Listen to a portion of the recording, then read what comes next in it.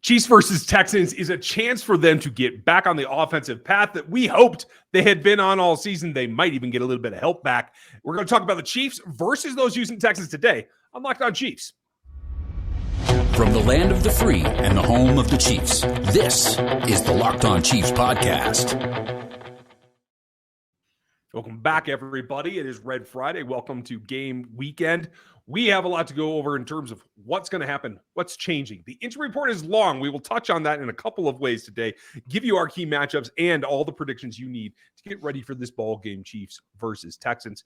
Thanks for making us your first listen. Go check out the Texans show or the Locked On NFL Draft show or any number of the Locked On shows because there's one for every team we can think of, and we're here for free every day on every platform. Thanks for checking us out.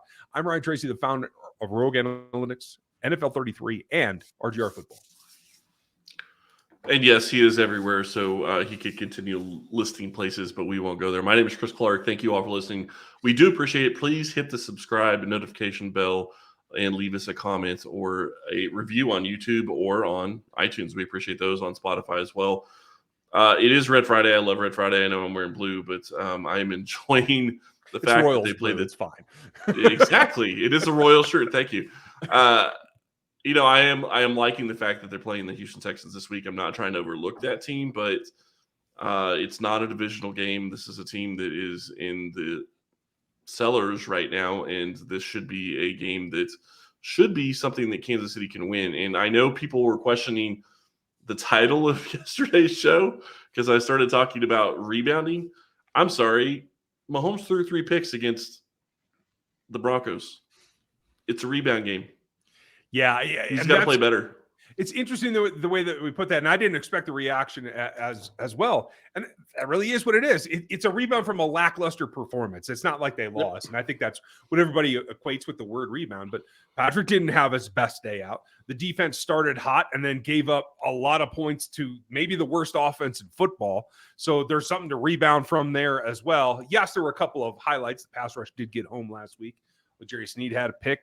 Will Gay had a pick. Like, there's some good things, but overall, as two units, offense and defense, there's a lot that you can improve on and that you have to get tuned up and get ready for this offseason. Now, they got to have all their guys to do that. And luckily, most everybody is practicing. What we have here, we're recording this Thursday night, as you guys know. So the main practice, the major practice of the week has been concluded. And a lot of full practice participants this week. But one thing that we got to talk about right away is Mecole Hardman is not on that list.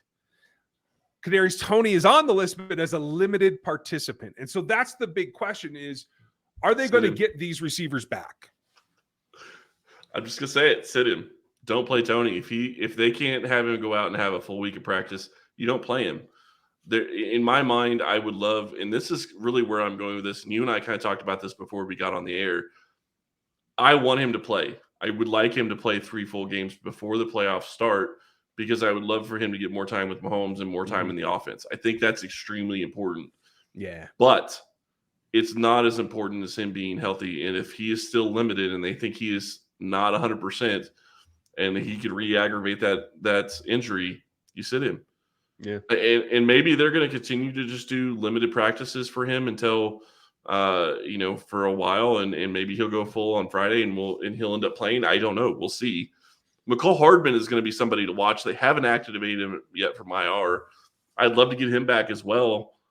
But again, if he's not 100%, you don't activate him. You don't have to activate him. You just started the window so he could start practicing. And quite honestly, I'd be just fine if he doesn't play this week, not just because it's the Texans, but looking at it from an injury perspective of he hasn't been able to practice. He hasn't been able to do things. It was an abdominal injury, right, of some sort. We don't know exactly what it was.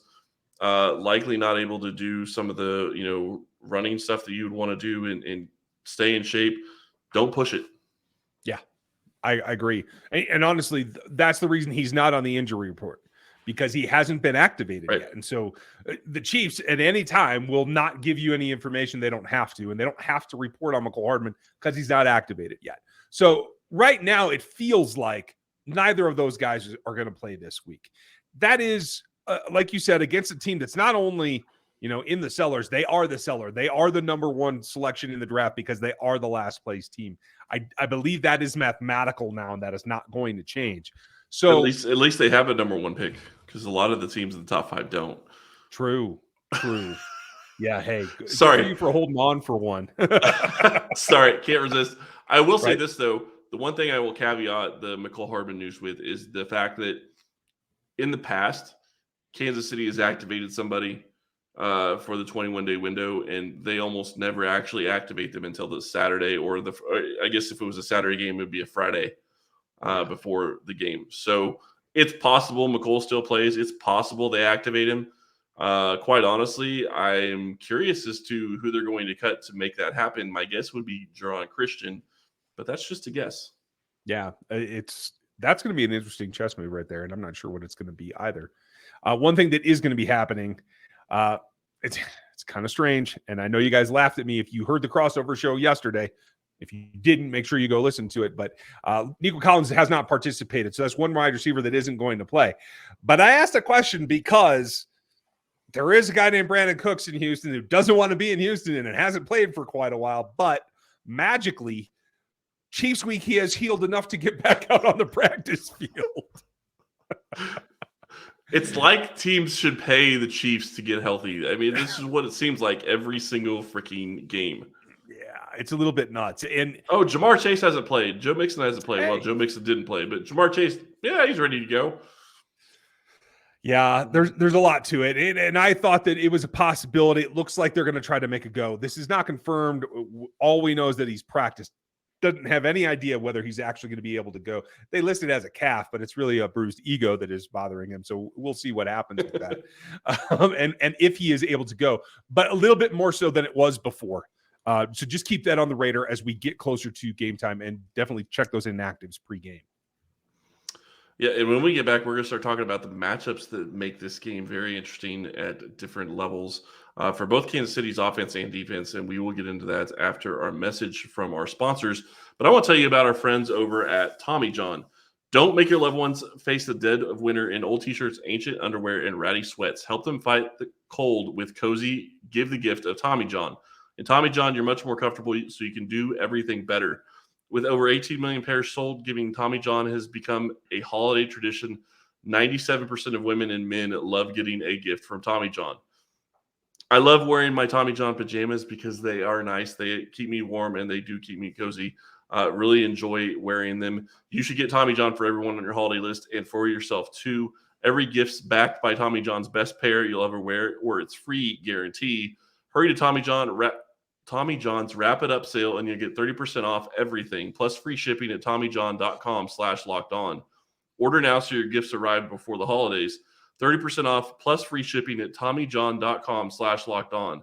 TommyJohn.com/lockedon. See site for details. Now, when we look at the Texans side, we obviously previewed because we were talking wide receivers in the first segment, but there's a number of guys that are not practicing for the Texans this week. This is a tipping point for most teams now that they've secured the number one pick. A lot of guys are going to pack this in. That does happen. You're certainly not going to take risks if you don't need to. It looks like rookie corner Derek Stingley is not practicing. Hard to see him playing this game now if he's not going to be out there. Dameon Pierce, rookie sensation running back, same situation. Hard to see him coming back. Old friend Steven Nelson is on this roster. Doesn't look like he's going to be able to go. So there's a lot there. But there's one in particular that stands out to me when we start talking about the matchups, and that is we all know that this pass rush revolves around Chris Jones. It's a little atypical across the league. Other than the Rams, there really isn't another team that has to start and end with their defensive tackle in terms of the pass rush. Well, the guy that might be stuck trying to guard him is Kenyon Green, another rookie, a guy that has been injured as of late, was limited in practice this week. That sets Chris up to have another big game in against a team that really doesn't have much else that they can do to put up a fight. Yeah, that's going to be something to watch. I'm going to be fascinated to see how Kenyon Green does against him, because very highly touted rookie. Should be a good player in the league for quite a while, and I think that he will be a good player in the NFL. How he plays against Chris Jones is not going to be a great determinant of that, but it is going to still be something to watch. And Chris Jones is on a tear right now. He is absolutely crushing people, and there's a lot of people out there on Twitter just showing different clips of Chris Jones. destroying the Broncos last week. And yeah, the Broncos line isn't great, but Jones has been doing that to the entire NFL this season. So that's going to be something to watch. When I look at this game, really it's a get right game for me. And this is kind of why I said I put the title yesterday as I did.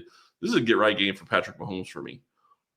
This is a game where he needs to go out and he needs to be clean. And what I mean by clean is don't throw picks. Mm-hmm. Don't put the ball out there where somebody else can get it. And to be clear, there were several picks Mahomes had in 2021 that were not his fault. Several that hit Tyreek in the hands and other receivers in the hands and bounced into somebody else's hands.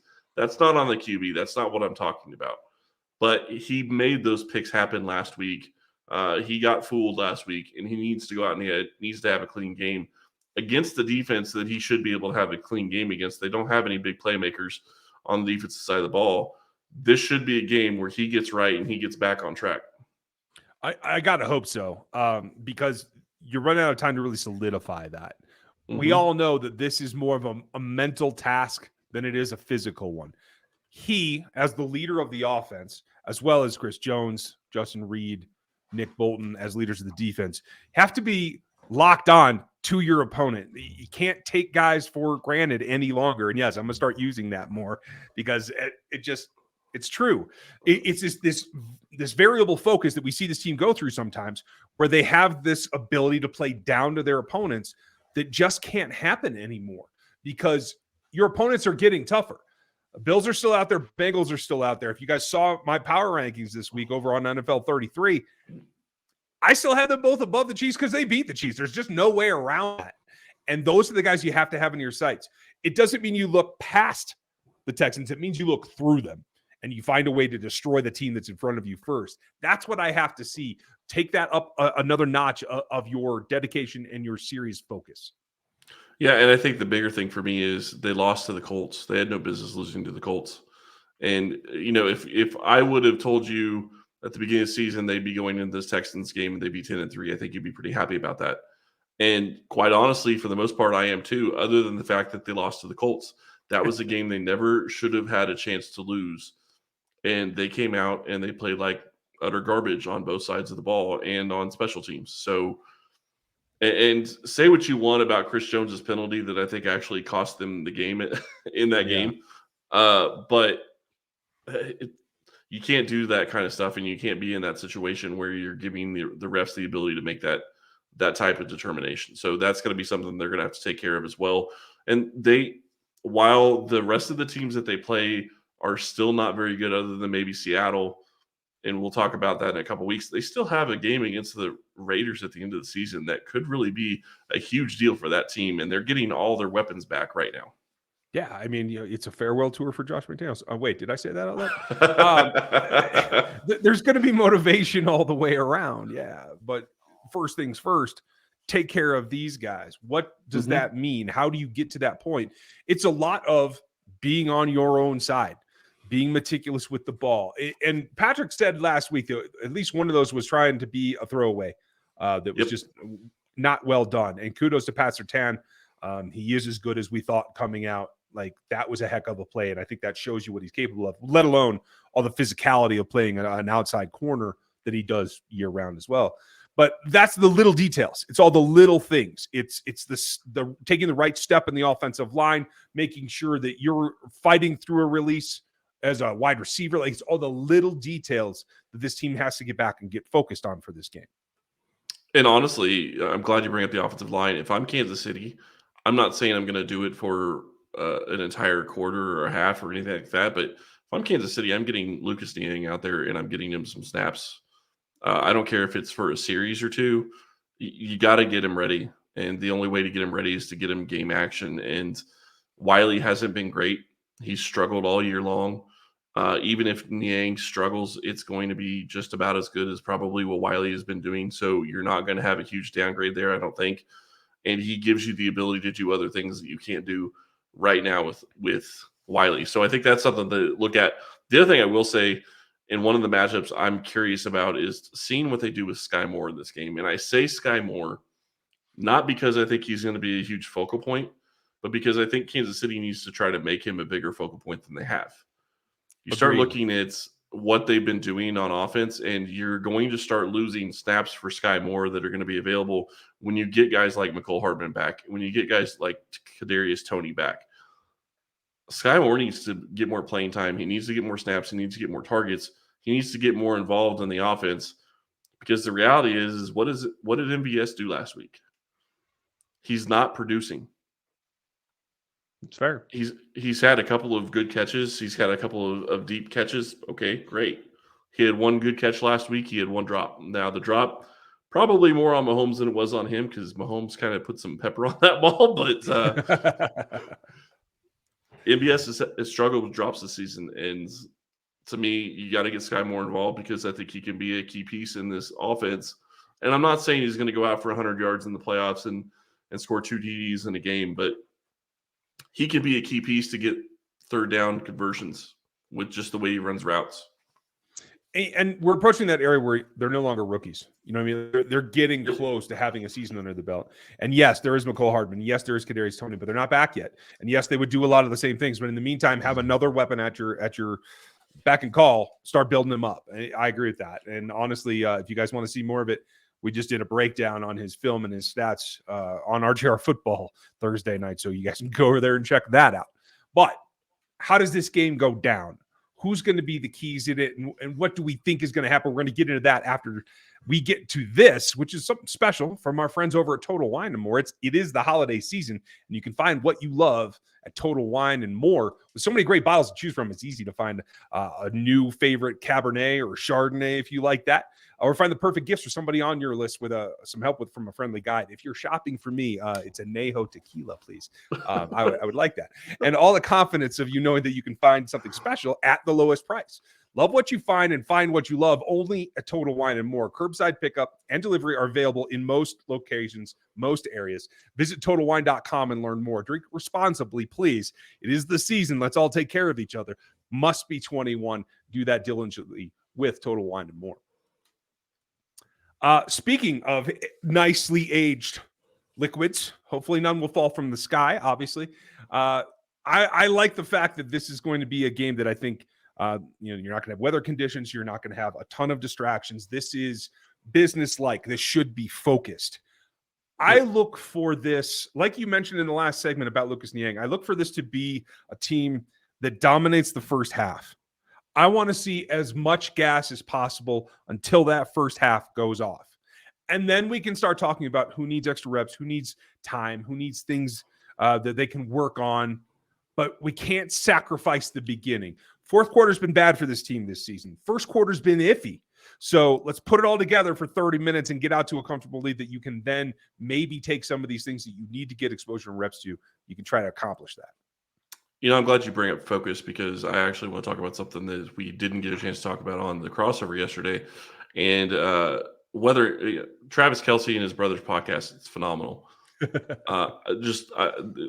So many great sound bites from so many different things that they talk about. But Jason Kelce brought up to Travis hitting 10,000 yards this year or hitting 10,000 yards this past week. Travis just shrugged it off. Mm-hmm. Said he never was really looking at it. He doesn't care. He's looking at Toney's 15. That's what he's going after. Good for him. I understand that. But for me, it's not – he doesn't care about hitting a milestone that only 4 other tight ends have hit in their life in the NFL. He cares about winning. He cares about – he's focused on more than just his stats, and he's chasing greatness, and greatness is Tony Gonzalez. How crazy is it possibly going to be if he has a chance to pass Tony Gonzalez in the future, which is going to take several more seasons of huge production, and then you could have the top 2 tight ends be former Chiefs. Yeah, crazy. I mean, it's insane. I mean, we're talking 4 more seasons of his current pace. And for those that are concerned that he's taking a few more reps off, that he's not getting as many snaps, that's a good thing. That's how you get there. Exactly. You and I are on the same page on that one. That is exactly how you get there. And the other thing I want to say is the thought process that got me there was Mahomes spoke to the media, and I don't know if it was on Wednesday or if it was on Thursday, but he talked about Kelce specifically and said after the game that he was sitting next to Kelce on the plane, and he congratulated him for hitting 10,000 yards. And he goes, "Oh, that was," and I think it was something like, "Oh, that was today." Well, okay, great. Kelce's focused on winning. That's what he cares about. He doesn't care about his stats. He wants to win. He wants a Super Bowl. He wants to be the greatest ever. And the way to get there is going to be winning more and winning more Super Bowls, getting that opportunity to do that. And he's loving what he's doing right now. You can tell he loves what he does. And I also love how hard on himself he was for that fumble against the Bengals a couple weeks ago. Yeah, I mean, I have to say that's being self-critical at that point in your career is a refreshing oddity. So I'm glad to see that as well. But quite frankly, at his point in this conversation where we're talking, if he continues, he'll be right up there with maybe the GOAT of his position ever. Obviously with Toney, that's always going to be there. But even if not, even if he plays 2 more seasons, and he's like, oh, I just can't take anymore. The thing that is going to come down to when it comes to Hall of Fame discussion, et cetera, is going to be, did you get your team to the Holy Land? Did you get rings? That's what it has to be. And that means you can't overlook games like this one. I don't think that they do. I don't think that the Texans can put up enough of a fight, honestly, to really keep it a contest for long. So it's going to be about efficiency in the first quarter. It's going to be about throwing the gas on the fire in the second and getting out there injury-free, knock on wood, as well as getting your things accomplished for guys that do need reps, like Sky Moore, like Lucas Niang. Hopefully we can see him in the second half. I certainly hope so. In the end, I think it's probably something where they're going to see some run reps at the end. I don't know who the third back's going to be. That'll be interesting to find out as well. But I don't think it allows them to go super heavy. I think it's a nice, even game at 30-14 Chiefs. That's how I see this happening. 30-14. That's going to be interesting. I think, I'm sitting here looking, and I was looking right before, and what I was trying to figure out was what the Texans are giving up points per game.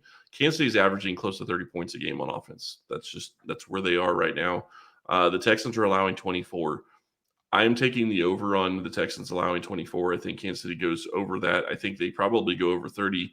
And if they play the first half like they started to play the first half against the Broncos, and they're able to hold on to the ball, I think that it's possible they could get to 40 again. I'm not picking that. I'm still going to stay with, I think my score was 35-13 or somewhere around there. I do think the Texans score, although quite honestly, this defense has the ability to probably shut them down. The Texans are struggling at QB. They lost their best weapon in the running back and Dameon Pierce. They're going to struggle on offense, and this is a game that Kansas City's defense should be able to get right as well. One last quick thing. I know we're talking about this game, but another thing that came out in one of the talks, and I can't remember who it was that said it on Thursday, was Frank Clark is playing this year at 240. He's playing a lot leaner than he's ever been, and he's still pulling up pretty well against the run, and they're saying that he's more explosive because he's playing at a lower weight.